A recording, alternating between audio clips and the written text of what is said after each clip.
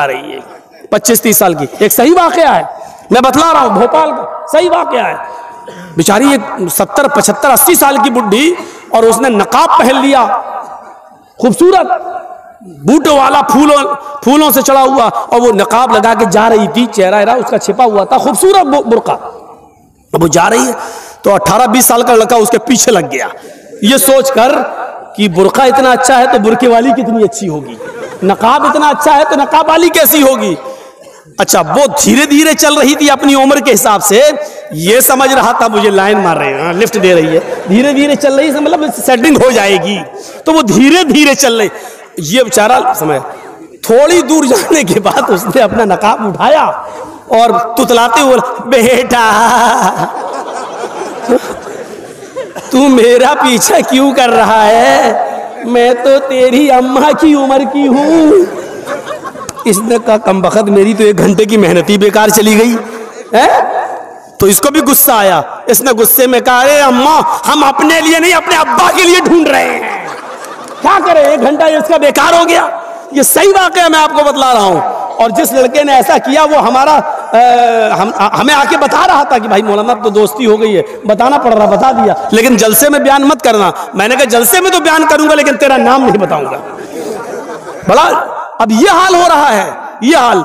तो बुरके ऐसे, कपड़े ऐसे, और जलसे भी उससे महफूज नहीं। और इबादत की रूह को पहचानने की कोशिश कीजिए। एक आया, मैं बादशाह ने कहा ये कोई झूठ नहीं है। दूसरा आया, उसने कहा ये भी कोई झूठ नहीं है। तीसरा आया, बादशाह ने कहा यार झूठ बोलो यार, ये तुम्हारा कोई झूठ है, बड़ा झूठ जो बोलेगा उसको सबसे बड़ा इनाम देंगे।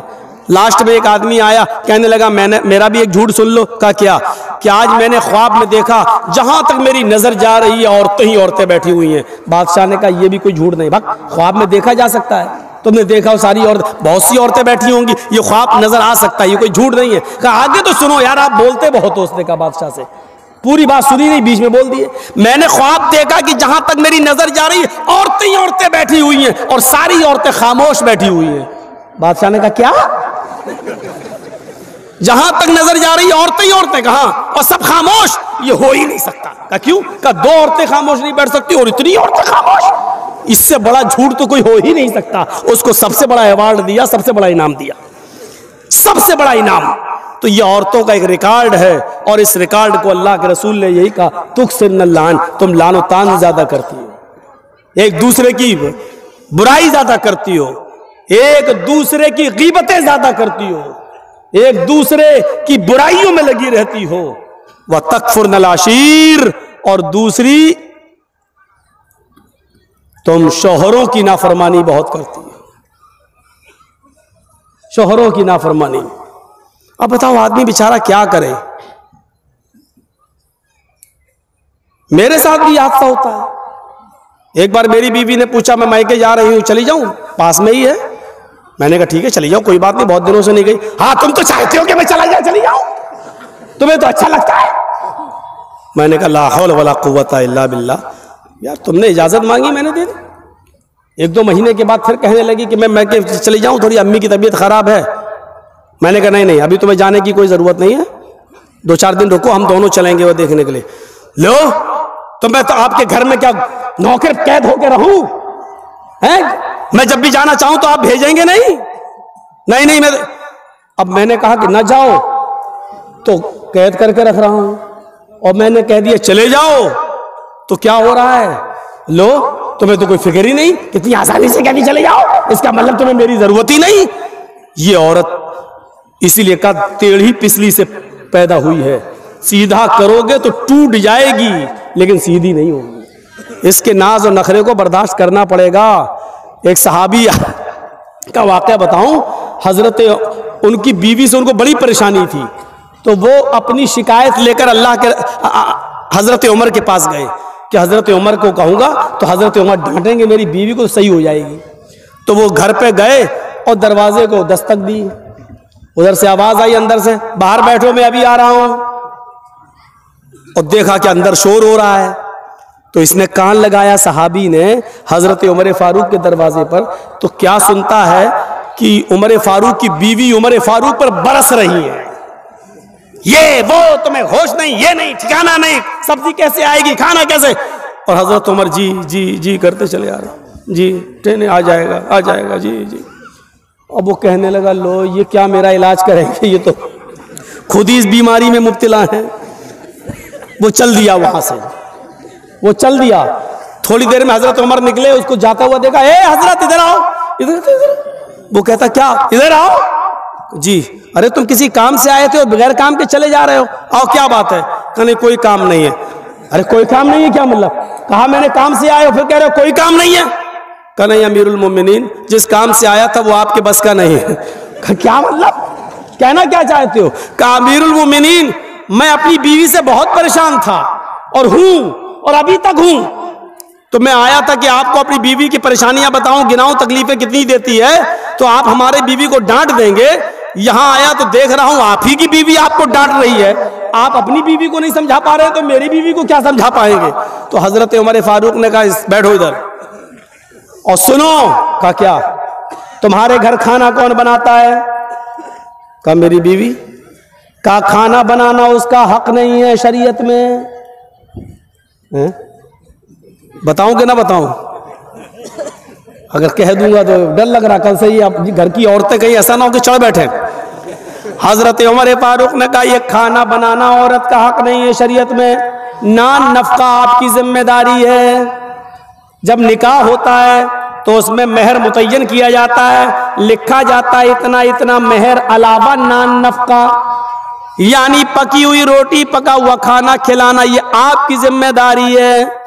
लेकिन अल्लाह ने मेरी बीवी के दिलों में इतनी मोहब्बत डाल दी है कि वो घरों में बावर्चन बन जाती है, हमारे लिए खाना बना देती है। अच्छा ये बताओ तुम्हारे बच्चों की पेशाब और पायखाने को कौन साफ करता है? कहा मेरी बीवी। कहा ये भी उसकी जिम्मेदारी नहीं है, बच्चा आपका है, बेटा बेटी जो है वो बाप का कहलाता है, बच्चा पैदा हो जाने के बाद वो बाप का है, ये बाप की जिम्मेदारी है पेशाब और पायखाना करे तो साफ करे। लेकिन वो हमारे लिए बेचारी इस लेवल पे आ जाती है, हमारे बच्चों के लिए वो आया बन जाती है और वो उसका पेशाब और पायखाना भी साफ कर देती है। एक एक चीज गिनाते गए, एक एक चीज गिनाते गए। कहा जब ये सारी चीजें हमारी औरतें हमारे लिए और हमारे बच्चों के लिए कर देती हैं, तो क्या हमारा यह हक नहीं है कि उनकी थोड़ी सी डांट सुन लें, उनकी जायज बात भी सुन लें? घर चलाना है तो उनकी थोड़ी बहुत डांट भी सुनो, चले जाओ। और आइंदा ऐसा मत करना। क्या तुमने अल्लाह के रसूल का यह फरमान नहीं सुना कि बीवी औरत जो है वो आदम की पिसली से पैदा हुई है और पिसली टेढ़ी होती है, उसको सीधा करने की कोशिश करोगे तो वो टूट जाएगी लेकिन सीधी नहीं होगी। औरत को सीधा करने की कोशिश करोगे तो तलाक ले लेगी या हो जाएगी, लेकिन वो बिल्कुल सुधरेगी नहीं। इसलिए थोड़ा बहुत उसकी कजी और कभी को तुम्हें बर्दाश्त करना पड़ेगा। जी आप सही कह रहे हैं। बेचारा चला गया। मेरी माँ बहनों हाथ जोड़ के विनती कर रहा हूं, ऐसा ना हो कि कल तुम ये कहने लगो खाना तुम बनाओ, मौलाना साहब ने कह दिया, ये हमारी जिम्मेदारी नहीं है। ऐसा ना हो। बहुत कम जगहों पर हम ये बयान करते ही नहीं है, क्योंकि आजकल औरतें गलत इस्तेमाल भी ले लेती है ना। एक बार मैंने किसी जलसे में कह दिया था कि अगर किसी का शौहर अपनी बीवी को पूरा खर्चा नहीं देता बीवी बच्चों का, तो बीवी अपने शौहर की जेब से या अलमारी में से उतना पैसा ले सकती है, उसको बताए बगैर, जिसको चोरी नहीं कहा जा सकता है, बताए बगैर ले सकती है, जितने में उसका और उसका खर्चा चल जाए। ये जैसे ही मैंने जिस तकरीर में मैंने कहा, दूसरे दिन मेरी जेब से 5,000 रुपए गायब हो गए। उस दिन से बयान करना छोड़ दिया। ये तो नाजायज इस्तेमाल करती है। फिर इतनी इजाजत दे दो 100-200 रुपए की, तो इनका 100-200 रुपए में कुछ होता ही नहीं है, 5,000। फिर ये होता है कि मौलाना ने कहा तो था ले सक रही है। 25-30 साल की एक सही वाकया है, मैं बतला रहा हूं, भोपाल का सही वाकया है। बेचारी एक 70-75-80 साल की बुढ़ी, और उसने नकाब पहन लिया, खूबसूरत बूटों वाला, फूलों से चढ़ा हुआ, और वो नकाब लगा के जा रही थी, चेहरा उसका छिपा हुआ था, खूबसूरत बुर्का। अब वो जा रही है तो 18-20 साल का लड़का उसके पीछे लग गया, ये सोचकर कि बुर्का इतना अच्छा है तो बुर्के वाली कितनी अच्छी होगी, नकाब इतना अच्छा है तो नकाब वाली कैसी होगी। अच्छा, वो धीरे धीरे चल रही थी अपनी उम्र के हिसाब से। ये समझ रहा था मुझे लाइन मार रहे हैं, लिफ्ट दे रही है, धीरे धीरे चल रही है, मतलब सेटिंग हो जाएगी, तो वो धीरे धीरे चल रही। ये बेचारा समय थोड़ी दूर जाने के बाद उसने अपना नकाब उठाया और तुतलाते हुए बोला, बेटा तू मेरा पीछा क्यों कर रहा है, मैं तो तेरी अम्मा की उम्र की हूं। इसने कहा कमबख्त मेरी तो 1 घंटे की मेहनत ही बेकार चली गई है। तो इसको भी गुस्सा आया, इसने गुस्से में कहा, अरे अम्मा हम अपने लिए नहीं अपने अब्बा के लिए ढूंढ रहे हैं, क्या करें, 1 घंटा इसका बेकार हो गया। ये सही वाकया मैं आपको बतला रहा हूं। और जिस लड़के ने ऐसा किया वो हमारा हमें आके बता रहा था कि भाई मौलाना तो दोस्ती हो गई है, बताना पड़ रहा, बता दिया, लेकिन जलसे में बयान मत करना। मैंने कहा जलसे में तो बयान करूंगा लेकिन तेरा नाम नहीं बताऊंगा। भला अब ये हाल हो रहा है, ये हाल तो बुरके ऐसे, कपड़े ऐसे, और जलसे भी उससे महफूज नहीं। और इबादत की रूह को पहचानने की कोशिश कीजिए। या अय्युहल्लज़ीना आमनू तक़ुल्लाह हक़्क़ तुक़ाती, इबादत की रूह क्या, तक़वा। और अल्लाह ने क्या कहा, आई ईमान वालो तुम अल्लाह से डरो जैसा कि उससे डरने का हक है।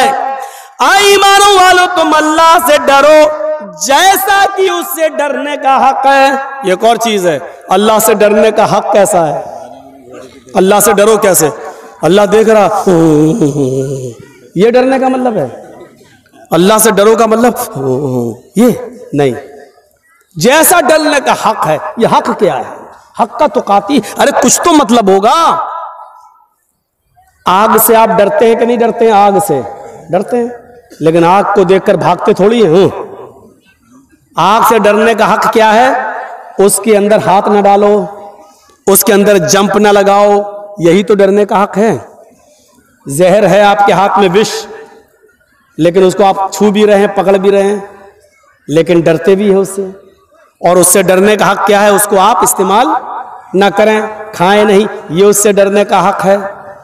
और शेर सामने आ गया तो आप भाग रहे हैं, क्यों, ये उससे डरने का हक है, क्योंकि नहीं भागेंगे तो फाड़ देगा। जल्दी से पेड़ पे चढ़ गए, उससे डरने का हक यही है। सांप को देख रहे हैं, उससे भी डर है, जहरीला सांप है, लेकिन उससे डरने का हक क्या है, उसके मुंह में आप उंगली न दें, उसके करीब न जाए वरना डस लेगा और काट लेगा, ये उससे डरने का हक है। तो जैसे आप हर चीज से डरने का एक हक अदा करते हैं, अल्लाह से भी डरने का एक हक है। और अल्लाह से डरने का मतलब यह है कि अल्लाह ने जिन कामों के करने का हुक्म दिया उन कामों को करा जाए, और जिन कामों के करने पर उसने अज़ाब जहन्नम बताया है, जहन्नम का अज़ाब बताया है, उन कामों से बचा जाए। यह है अल्लाह से डरने का मतलब। मसलन अल्लाह तबारक व तआला ने सूद और ब्याज खाने को हराम करार दिया है, तो उससे बचा जाए। अल्लाह के नबी सल्लल्लाहु अलैहि वसल्लम ने फरमाया कि जब मुझे मेराज हुई, सफर मैं गया मेराज पर और मुझे जहन्नम दिखाई दी, तो मैंने खून के, ब्लड के एक तालाब में, एक नदी में मैंने कुछ लोगों को डुबकियां लगाते हुए देखा है। बदबूदार खून पी रहे हैं और उसी में तैर रहे हैं। वो निकलना चाहते हैं, फरिश्ता एक पत्थर मारता, जब वो किनारे पे आते वो फिर बीचों बीच में पहुंच जाते और उसी बदबूदार खून में पी रहे हैं, खा रहे हैं और उसी में है। मैंने पूछा मनहा ओला या जिब्रील, आए जिब्रील ये कौन लोग हैं? अल्लाह के नबी फरमाते हैं, जिब्रील ने बताया कि अल्लाह के नबी ये दुनिया में गरीबों का खून चूसा करते थे, ये दुनिया में मजबूरों का खून चूसा करते थे।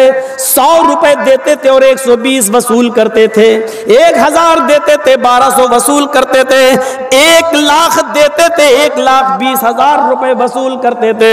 ये वो लोग हैं जिन्होंने गरीबों का खून चूसा है, मजबूरों का खून चूसा है। आज सूद खाने वाले हैं, आज इन लोगों को खून, बदबूदार खून के तालाब में गोता लगवाया जा रहा है, इसी खून के तालाब के अंदर इनको डाल दिया गया है। फिर अल्लाह के नबी सल्लल्लाहु अलैहि वसल्लम फरमाते हैं, सूद और ब्याज खाने वाले के 36 दर्जे हैं, 36 दर्जे हैं। एक हदीस में 70 दर्जों का जिक्र भी आता है, लेकिन 70 दर्जे वाली रिवायत 36 दर्जे वाली रिवायत से कम दर्जे की है, वो हसन है और ये सही है। 36 दर्जे हैं, 36 दर्जे यानी सूद और ब्याज खाने वाले, सूद के 36 दर्जे हैं। पूछा गया अल्लाह के रसूल हल्का दर्जा क्या है? अल्लाह के नबी ने फरमाया इन 36 दर्जों में सबसे हल्का दर्जा सूद का यह है कि कोई शख्स अपनी सगी मां के साथ, अपनी हकीकी मां के साथ जिना करता है, अपनी मां के साथ जिना करता है, उसको जो गुनाह मिलेगा, उसको जो सजा मिलेगी, वो सूद और ब्याज खाने वाले की सबसे हल्की सजा होगी। इसके अलावा 35 सजाएं इससे ज्यादा, इससे बढ़कर होंगी। एक हदीस में यूं आता है कि 36 मर्तबा अपनी मां के साथ जिना करो, 36 मर्तबा जिना करने के बाद जो सजा मिलेगी वो सूद और ब्याज के खाने वाले की सबसे हल्की सजा होगी। जिना तो वैसे ही हराम है, और फिर अपनी मां के साथ जिना, उसकी कबाहत और उसकी बुराई का अंदाजा तो आप लगा नहीं सकते। जिना तो वैसे ही गलत है, हराम है, शिर्क के बाद सबसे बड़ा गुनाह जिना। बाज़ रिवायतों में शिर्क के बाद सबसे बड़ा गुनाह कत्ल, और कत्ल के बाद जिना। जिना तो वैसे ही सबसे बड़े गुनाहों में गुनाह माना जाता है, और फिर अपनी मां के साथ जिना, ये और अपने अंदर एक बुराई रखता है। और फिर वो भी एक बार नहीं, 36 मर्तबा अपनी मां के साथ कोई जिना करे, सूद और ब्याज खाने वाले का ये हल्का अज़ाब हो। कितने लोगों के बैंक बैलेंस है? सभी के। कितने लोगों की LIC चल रही है? मौलाना पूछो मत। FD फिक्स डिपॉजिट, 10 साल के बाद बच्ची पैदा हुई है, हाँ ठीक है, 5 लाख रुपए इसके नाम कर दिया है, जब मेरी बेटी 20 साल की होगी 20 लाख हो जाएगा, शादी कर देंगे, शादी कर देंगे। फिक्स डिपॉजिट, सूद और ब्याज। तो अब तकवे का मतलब क्या है? अल्लाह से डरने का। अल्लाह ने जब इसको हराम करार दिया, नबी ने हराम करार दिया, तो इससे हम बच जाएं। जो चीजें बताई गई हैं इमाम कायनात ने